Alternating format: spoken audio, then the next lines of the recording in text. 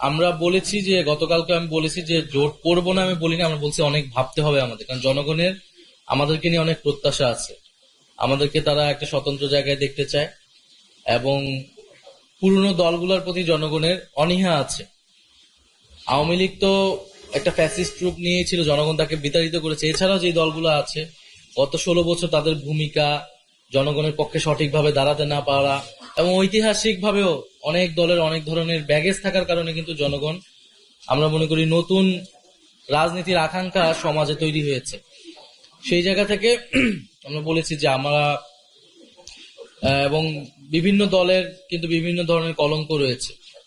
সেটা বিএনপিরও বলেন, অতীতে তাদের তাদের শাসনামল নিয়ে, দুর্নীতি নিয়ে কিন্তু অনেক সমালোচনা রয়েছে। 5ই আগস্টের পর তাদের নিয়ে অনেক সমালোচনা রয়েছে। একইভাবে জামাতেরও ঐতিহাসিক দায়ভার রয়েছে, এবং 5ই আগস্টের পরও জামাতকে নিয়ে অনেক ধরনের সমালোচনা রয়েছে। ফলে সেই জায়গা থেকে এই ধরনের দলগুলোর সাথে কোনো ধরনের জোটে গেলে তো আমাদেরকে অবশ্যই ভাবতে হবে, সেই কথাটি আমরা বলেছি। তবে আমরা আমাদের মতো করে আগাতে চাই, এবং আমরা এটাও বলেছি আমাদের জোটের বিষয়টা বা এটা একটা নীতিগত জায়গা থেকেই হইতে হবে।